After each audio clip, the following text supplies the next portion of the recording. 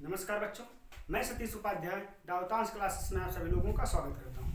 तो देखिए, कल हम आप लोगों के लिए लेके आए थे आवेश के बारे में। ठीक है, तो आवेश के बारे में हम आप लोगों के पास वीडियो बनाए थे। ठीक है, आप लोग उसको देखे होंगे। तो देखिए, थोड़ा सा उसको रिवाइज कर लेते हैं। इसके बाद में हम शुरू करेंगे आवेशों के क्वांटिमीकरण का सिद्धांत। तो आइए बच्चा देखते हैं। देखिए, स्टार्टिंग यहीं से हुआ था। हमने एक एग्जाम्पल ले रखा था पोटेशियम का और एक एग्जाम्पल ले रखा था क्लोरीन का। ठीक है, जैसा कि आप लोगों को पता होगा बेटा कि पोटेशियम में इलेक्ट्रॉनों की संख्या होती है 19 और प्रोटॉनों की संख्या भी होती है 19। अगर इसका इलेक्ट्रॉन विन्यास करें तो कितना होगा? 2 8 8 1 होता है। अब इसको अगर पोटेशियम को अस्थायी अवस्था में आना है तो इसके लिए क्या होना चाहिए? बाहरी कोश में 8 इलेक्ट्रॉन होने चाहिए। तो इसके बाहरी कोश में बेटा देखो 1 इलेक्ट्रॉन है ना, 8 तो नहीं है। तो क्या करेगा ये पोटेशियम? 1 इलेक्ट्रॉन किसी को दे देगा, है ना। पोटेशियम 1 इलेक्ट्रॉन किसी को ये दे देगा और जब 1 इलेक्ट्रॉन दे देगा तब इसके बाहरी कक्षक में देखिए हो जाएगा आपका 2 8 8 इलेक्ट्रॉन। अब ये अस्थायी हो गया है। और जब ये 1 इलेक्ट्रॉन किसी को दे देगा तब देखिए बेटा, पहले इसमें इलेक्ट्रॉनों की संख्या थी 19। कितनी थी? 19।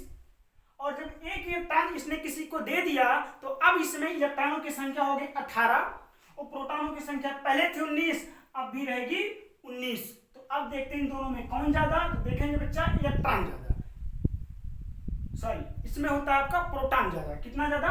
1 ज्यादा। प्रोटॉन आपका 1 ज्यादा। देखिए इलेक्ट्रॉन 18 है और प्रोटॉन कितना? 19 है, मतलब प्रोटॉन 1 ज्यादा है, इसलिए के पर यहाँ पर प्लस चार्ज आ गया। ठीक इसी प्रकार से अगर हम क्लोरीन का देखते हैं तो इलेक्ट्रॉनों की संख्या 17 होती है, प्रोटॉनों की संख्या भी इसमें होती है 17 होती है। और जब इसका इलेक्ट्रॉन विन्यास करेंगे तो कितना आएगा? 2 8 7।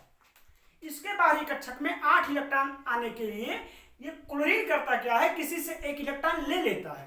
जब ये 1 इलेक्ट्रॉन किसी से ले लेगा तो इसके बाहरी कक्षक में मतलब इसका जो इलेक्ट्रॉन विन्यास इस प्रकार से हो जाएगा 2 8 8। अब देखेंगे बाहरी कक्षक में कितने इलेक्ट्रॉन हो गए? 8।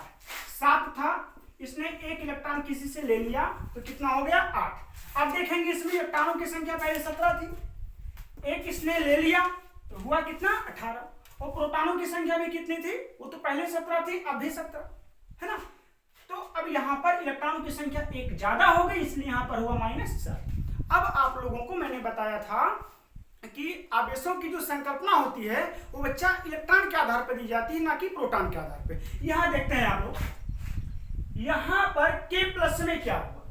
इलेक्ट्रॉन ज्यादा कि प्रोटॉन ज्यादा? अब आप देखेंगे यहाँ पर क्या ज्यादा? प्रोटॉन ज्यादा, मतलब इलेक्ट्रॉन यहाँ से निकल रहा है ना। देखिए पोटेशियम में, देखिए बेटा पोटेशियम में इलेक्ट्रॉनों की संख्या थी 19 और 1 इलेक्ट्रॉन जब निकल गया तो इस पे कौन सा चार्ज आया? Plus charge. और देखिए क्लोरीन में थी इलेक्ट्रॉनों की संख्या 17 और जब 1 इलेक्ट्रॉन आ गया तो इलेक्ट्रॉनों की संख्या हो गई 18। तो यहाँ पे क्या आया?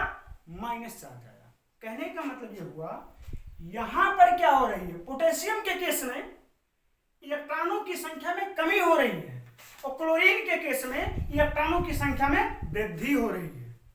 आई बात समझ? देखिए एक बार और ध्यान से, पोटेशियम के केस में इलेक्ट्रॉन थे पहले 18, अब थे 19। सॉरी, इलेक्ट्रॉन पहले थे 19, अब हो गए 18। तो इलेक्ट्रॉनों की संख्या 19 से 18 हो रही है, मतलब कम हो रही है। तो इसीलिए पोटेशियम पर K+ इलेक्ट्रॉनों की कमी तो पॉजिटिव आवेश। क्लोरीन में पहले इलेक्ट्रॉनों की संख्या थी 17, अब हो गई 18, मतलब इलेक्ट्रॉनों की संख्या में हो रही है बढ़ोतरी, इसलिए यहां पर कौन सा चार्ज आया? आपका माइनस। तो कहने का मतलब ये है जहां पर इलेक्ट्रॉनों की अधिकता होती है, जैसे क्लोरीन वाले केस में, यहां पर आपका होगा माइनस चार्ज। और जहां पर इलेक्ट्रॉनों की कमी होगी, जैसे पोटेशियम के केस में, तो यहां पर आपका धनात्मक आवेश होगा। तो देखते हैं, यहां पर हम लिख देते हैं इलेक्ट्रॉन की कमी। इलेक्ट्रॉन की कमी, अगर इलेक्ट्रॉन की कमी होगी तो यहां पे होगा प्लस आवेश। कौन सा आवेश होगा बेटा? प्लस आवेश। अगर इलेक्ट्रॉन की वृद्धि होगी, क्या होगी? वृद्धि, तो यहां पर होगा आपका माइनस आवेश। ठीक है, ये समझ में आ गया होगा आप लोगों को। ठीक है, वापस आप वीडियो रोक करके देख लीजिएगा। ठीक है, अब इसके बाद में आपका स्टार्ट होता है आवेशों के क्वांटिमीकरण का सिद्धांत। तो आइए हम देखते हैं आवेशों के क्वांटमीकरण का सिद्धांत, लेकिन इससे पहले हमको इसको इरेज करना होगा। ठीक है, तो आइए इरेज करते हैं।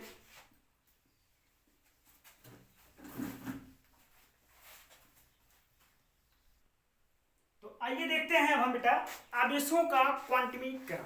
ठीक है, कि आवेशों का आखिरकार क्वांटमीकरण क्या होता है, तो देखते हैं इसके बारे में। देखिए जैसे कि हमने इसका परिभाषा लिख रखा है बेटा, देख ही लीजिए, एक बार परिभाषा देख लीजिए, फिर हम आप लोगों को एक्सप्लेन भी कर देते हैं। देखिए आवेशों का क्वांटमीकरण का मतलब होता है किसी वस्तु पर आवेश इलेक्ट्रॉन पर आवेश का पूर्ण गुणज होता है। देख लीजिए, किसी वस्तु पर आवेश इलेक्ट्रॉन पर आवेश का पूर्ण गुणज होता है, इसका मतलब ये हुआ। इससे पहले आप एक बात नोटिस कर लें, मैं यहाँ लिख देता हूं कि जो आपका एक इलेक्ट्रॉन होता है इस पर आवेश होता है 1.6 गुणे 10 के पावर माइनस 19 कूलाम। आवेश का जो मात्रक होता है बेटा वो आपका कूलाम होता है। तो जो इलेक्ट्रॉन होता है इस पर आवेश होता है -1.6 गुणे 10 के पावर माइनस 19 कूलाम होता है।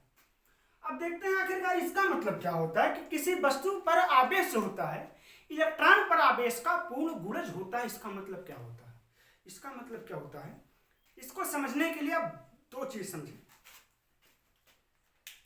मैं दो शब्द लिख रहा हूं, शब्द पर आप नोटिस करें, ध्यान दीजिए। एक शब्द आपका होता है सतत और एक शब्द होता है आपका असतत। देखिए सतत का मतलब क्या होता है और असतत का मतलब क्या होता है। सतत का मतलब होता है कंटिन्यूअस, बीच में कहीं ब्रेक ना हो, एक के बाद सीधे लगातार, है ना, कोई वैल्यू आपकी आती रहे कंटिन्यूअस, बीच में कोई ब्रेक ना हो, रुकावट ना हो, तो वो हम क्या बोलेंगे, उसको हम बोलेंगे सतत। जैसे एग्जांपल के तौर पे अगर हम बताएं आप लोगों को, जैसे हम काउंटिंग लिखे 1 2 3 4, एक के बाद दो के बाद तीन के बाद चार, तो इसको हम क्या बोलेंगे, सतत की असतत। देखिए अब आप लोगों के माइंड में आ रहा होगा कि एक के बाद दो आता है, दो के बाद तीन आता है, तीन के बाद चार आता है, ये तो सतत हो गया, लेकिन ये बेटा गलत है। एक के बाद दो के बाद तीन के बाद चार के बाद पांच के बाद छह, ये जो कंटिन्यूअस जो चलता है, दिखने में तो लग रहा है कि भाई कंटिन्यूअस चल रहा है, लेकिन वास्तव में ये आपका है सतत नहीं है, असतत है। क्योंकि एक के बाद दो वास्तव में नहीं आता है और दो के बाद तीन वास्तव में नहीं आता है। क्योंकि आप लोग हाई स्कूल में जब मैथमेटिक्स पढ़े होंगे या 9th में पढ़े होंगे तो वहां पर आप लोगों को बताया गया होगा कि दो संख्याओं के बीच में अनेक परमेय संख्या होती है, अनंत परमेय संख्याएं होती हैं। तो आखिर एक के बाद में 1.1, 1.2, 1.3 ऐसे भी तो आ सकता है, 1.1, 1.2, 1.3 ऐसे भी तो आ सकता है। मतलब एक और दो के बीच में हमने इन संख्याओं की उपेक्षा कर दी है, इसलिए ये क्या है, सतत नहीं है, असतत। सतत का मतलब जो लगातार चलती रहे और असतत का मतलब जो ब्रेक हो। तो 1 2 3 4 ये सतत ना होकर के क्या है, असतत है। अब देखो इस चीज को समझाने के लिए आप ऐसे समझो कि जब किसी वस्तु पर या किसी वस्तु से जब आवेशों का स्थानांतरण होता है, मतलब जब इलेक्ट्रॉनों का स्थानांतरण होता है, जब इलेक्ट्रॉनों का आदान प्रदान होता है, तब इलेक्ट्रॉन जो है सतत रूप से उनका स्थानांतरण ना हो करके बल्कि असतत रूप से होता है। कहने का मतलब ये हुआ, मान लीजिए ये कोई वस्तु है आपका, ये कोई परमाणु है, अगर इस परमाणु से इलेक्ट्रॉन निकलेगा तो या तो एक इलेक्ट्रॉन निकलेगा, या तो दो निकलेगा, या तो तीन निकलेगा, या तो चार, तो मान लो ऐसे इलेक्ट्रॉन निकल सकते हैं। या इलेक्ट्रॉन आएंगे अगर जो, तो या तो एक आएगा, या तो दो आएगा, या तो तीन आएगा, या तो चार आएगा। इलेक्ट्रॉन इस प्रकार से इलेक्ट्रॉन इसमें प्रवेश करेंगे। कभी भी किसी परमाणु से अथवा किसी वस्तु से इलेक्ट्रॉन इस प्रकार से नहीं निकलेगा कि पहले एक आवेश निकला, फिर 1.5 निकला, फिर 1.3 आवेश निकला, इस प्रकार से आवेश नहीं निकलता, क्योंकि आवेश मूल कण होता है। तो मूल कण जो होते हैं वो स्वतंत्र रूप से होते हैं। तो आवेश जब निकलेगा किसी परमाणु से तो या तो एक निकलेगा, या तो दो निकलेगा, या तो तीन निकलेगा, इस प्रकार से। या उसमें प्रवेश करेगा तो या तो एक प्रवेश करेगा, या तो दो प्रवेश करेगा, या तो तीन प्रवेश करेगा। अब देखो जैसा कि मैंने ऊपर बताया आप लोगों को कि एक इलेक्ट्रॉन पर आवेश कितना होता है 1.6 गुणे 10 के पावर माइनस 19 कूलम।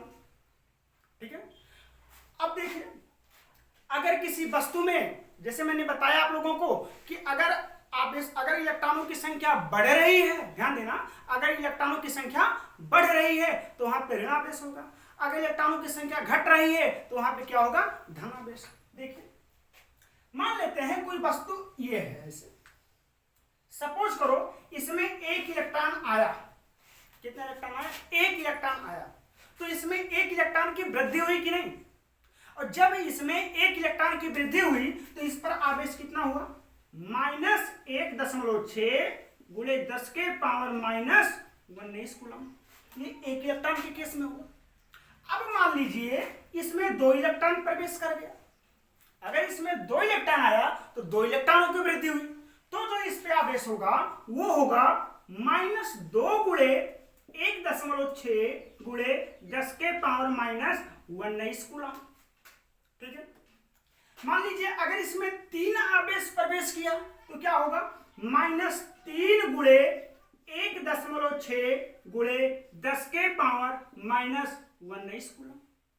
अब देखो इसमें जो आपका आवेश हो रहा है, जो वस्तु आवेशित हो रहा है, तो इसमें आप देखेंगे ये क्या है, जो 1.6, ये देखिए ये जो आपका 1.6 गुणे 10 के पावर माइनस 19 कूलम जो है, ये इलेक्ट्रॉन पर आवेश है, और ये देखिए नंबर 2 है इलेक्ट्रॉन पर आवेश, और ये नंबर 3 है।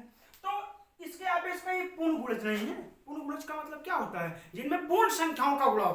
तो इलेक्ट्रॉन पर आवेश जो है इसके पूर्ण संख्या का गुणा होकर के किसी वस्तु पर आवेश आया है। अगर मान लीजिए इसको देखिए, जो 1.6 गुणे 10 के पावर माइनस 19 को हम ई बोलते हैं, क्या कहते हैं, इसको हम ई कहते हैं।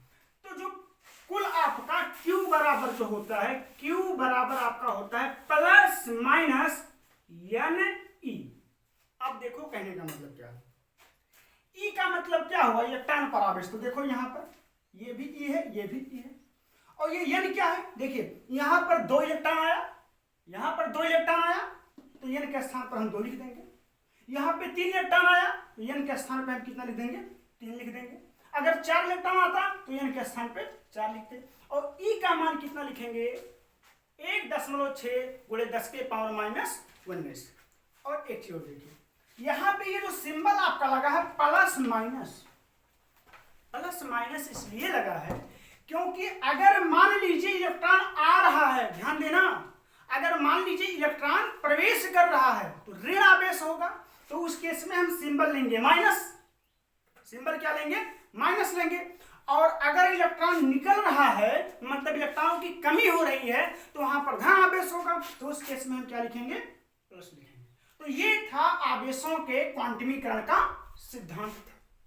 ठीक है, समझ आ गया होगा आप लोगों को, और वीडियो पॉज करके आप एक बार देख लीजिएगा।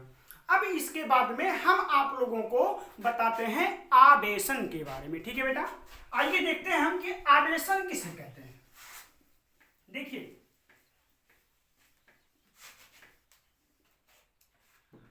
आइए हम देखते हैं आवेशन, बहुत अच्छा टॉपिक है। आवेशन, आवेशन हम किसे कहते हैं, आवेशन का मतलब यह होता है किसी वस्तु को आवेशित करना आवेशन कहलाता है। एक बार और, किसी वस्तु को आवेशित करना आवेशन कहलाता है। जैसे मान लीजिए कोई भी वस्तु हो, आप उस वस्तु को अगर चार्ज कर रहे हो मतलब आप आवेशित कर रहे हो, तो उस घटना को हम क्या बोलते हैं, आवेशन कहते हैं। क्या कहते हैं बेटा, आवेशन। आवेशन जो होते हैं बेटा, ये आपके होते हैं 2 प्रकार के। कितने प्रकार के होते हैं, 2 प्रकार के, जिनमें आपका पहला प्रकार होता है, आवेशन का जो पहला प्रकार होता है वो आपका होता है संपर्क द्वारा आवेशन। ठीक है, पहला होता है संपर्क द्वारा आवेशन होता है, और दूसरा आपका होता है प्रेरण द्वारा आवेशन। और ये जो संपर्क द्वारा आवेशन होता है ये भी होता है 2 प्रकार का। तो देखिए ये है आपका पहला नंबर है संपर्क द्वारा आवेशन, लिख देते हैं पहला आपका है संपर्क द्वारा आवेशन है, और जो संपर्क द्वारा आवेशन होता है ये आपका होता है दो प्रकार का, जिनमें पहला प्रकार आपका होता है घर्षण द्वारा आवेशन। पहला आपका होता है घर्षण द्वारा, ध्यान दीजिएगा, पहला आपका होता है घर्षण द्वारा आवेशन और दूसरा आपका होता है चालन द्वारा आवेशन। दूसरा आपका होता है चालन द्वारा आवेशन। तो पहला हुआ संपर्क द्वारा आवेशन। संपर्क द्वारा आवेशन के हुए दो प्रकार, पहला हुआ घर्षण द्वारा आवेशन और दूसरा हुआ चालन द्वारा आवेशन। ये तो पहले का प्रकार हुआ। और जो दूसरा प्रकार होता है ये आपका होता है प्रेरण द्वारा आवेशन। दूसरा आपका होता है प्रेरण द्वारा आवेशन। अब देखिए हम एक काम करते हैं, आज हम एक नंबर समझ ही लेते हैं। मतलब जो आपका संपर्क द्वारा आवेशन है, इसमें जो आपका पहला प्रकार है आपका घर्षण द्वारा आवेशन, इस आवेशन को आज हम देख लेते हैं कि आखिर मतलब इसका क्या होता है। घर्षण द्वारा आवेशन का मतलब होता क्या है। देखिए जो आपका ये घर्षण द्वारा आवेशन होता है, इसका मतलब ये होता है कि जब दो वस्तुओं को आपस में घर्षण किया जाता है, मतलब रगड़ा जाता है, तब उन पर जो आवेश होता है, जो आवेश आ जाता है, तो आवेशन की इस क्रिया को हम लोग कहते हैं घर्षण द्वारा आवेशन। कहने का मतलब ये हुआ, जैसे ये देखो एक मार्कर आपका ये हो गया और एक मार्कर ये हो गया। अगर इन दोनों मार्करों को ऐसे आपस में रगड़ते हैं तो इन दोनों के बीच में इलेक्ट्रॉनों का आदान प्रदान हो जाता है, जिसके फलस्वरूप ये दोनों मार्कर आपके क्या हो जाएंगे, आवेशित हो जाएंगे। देखिए जैसे मान के चलिए आपका एक वस्तु को ये है और दूसरा वस्तु आपका कोई ये है। जब इन दोनों वस्तुओं को हम रगड़ेंगे तो ये क्या हो जाएंगे, आवेशित हो जाएंगे। जैसे मान के चलिए इन दोनों वस्तुओं को जब हम रगड़ते हैं, प्रारंभ की स्थिति में आप ऐसे मान लो कि ये पहली वस्तु है, इस पहली वस्तु में इलेक्ट्रॉनों की संख्या है 50, ध्यान देना। और जो ये आपकी दूसरी वस्तु है, इस दूसरी वस्तु में इलेक्ट्रॉनों की संख्या है 60। इलेक्ट्रॉन तो होंगे, इलेक्ट्रॉन तो होंगे, पहली में 50 और दूसरे में कितनी हुई, 60 हुई। अब देखिए आप, पहली में 50 और दूसरी में 60, जब इन दोनों को हम रगड़ेंगे तो मान लीजिए कंडीशन ये हुआ कि जो पहला में जो 50 था, 50 पहले वाले वस्तु में से एक इलेक्ट्रॉन निकल करके दूसरे वाले वस्तु में चला गया, तब ये होगा कि पहले वाले में 50, पहले वाले में 50 थे, एक निकल के इसमें चला गया तो पहले में हुआ 49 और दूसरे में कितना हो गया, 60 था, एक चला आया तो दूसरे में हो गया आपका 61। अब देखो पहले में 50 था, हुआ 49, मतलब इलेक्ट्रॉनों की संख्या में हुई कमी, इसलिए इस पर आ जाएगा प्लस आवेश। और दूसरे में पहले 60 था, दूसरे में पहले 60 था, एक इलेक्ट्रॉन चला आया तो हुआ 61, मतलब इलेक्ट्रॉनों की संख्या में हुई वृद्धि, इसलिए यहां पे हो जाएगा -60। अब ये दोनों वस्तु एक दूसरे को आकर्षित करेंगे क्योंकि यहाँ प्लस आवेश, यहाँ माइनस आवेश। दैनिक जीवन में व्यवहार में इस चीज को समझना चाहो तो आप लोग ऐसे समझो, जैसे कभी कभी आप प्रयोग किए होंगे, जब आप कुर्सी पे बैठे होंगे, प्लास्टिक वाली कुर्सी पे जब आप बैठे होंगे तो आपका हाथ कभी कभी उस पर इतना रगड़ जाता है कि आपके हाथ के जो बाल होते हैं, जब उनको आप कुर्सी के हैंडल के पास लेके जाते हैं तो आपका जो बाल होता है, हाथों के जो बाल होते हैं वो स्टैंड होने लगते हैं, खड़े होने लगते हैं, है ना, मतलब कुर्सी की ओर आकर्षित होने लगते हैं। और जैसे आप दूर लेके जाते हैं तुरंत आपके बाल आपके हाथ में चिपक जाते हैं। ऐसा इसलिए होता है क्योंकि जब आप अपने हाथ को, है ना, अपने हाथ को कुर्सी पे रगड़ देते हैं तो होता ये होगा कि किसी, या तो आपके बाल में से इलेक्ट्रॉन कुर्सी में चले जाते हो या तो कुर्सी में से इलेक्ट्रॉन आपके बाल में चले जाते हो। मान लीजिए कंडीशन ये हुई हो कि आप कुर्सी में से कुछ इलेक्ट्रॉन निकल करके आपके हाथों के बाल में चला आया हो, तब आपके हाथों के बालों में इलेक्ट्रॉनों की संख्या में वृद्धि हो जाएगी, जिससे उस पर होगा माइनस आवेश। और कुर्सी में से इलेक्ट्रॉन निकल गया तो उस पर होगा प्लस आवेश। अब आपके हाथ का जो बाल है वो माइनस आवेश और कुर्सी जो हो गया वो प्लस आवेश। तो इन दोनों के बीच में कौन सा बल लगता है? आकर्षण बल। इसीलिए आपके जो बाल होते हैं वो कुर्सी की तरफ आकर्षित होते हैं। इस घटना को आप चाहे घर पे कई बार किए होंगे, आपके साथ ये घटना घटित हुई होगी, लेकिन आप लोग उसको नोटिस किए नहीं किए होंगे कि आखिर ये घटना आखिर क्यों घटित हुई। ठीक है, तो देखिए हमने आप लोगों को पढ़ा दिया घर्षण द्वारा आवेशन। अब रही बात आपका चालन द्वारा आवेशन और प्रेरण द्वारा आवेशन, तो इसके लिए हम आप लोगों के लिए नेक्स्ट वीडियो में लेके आएंगे। तब तक के लिए धन्यवाद।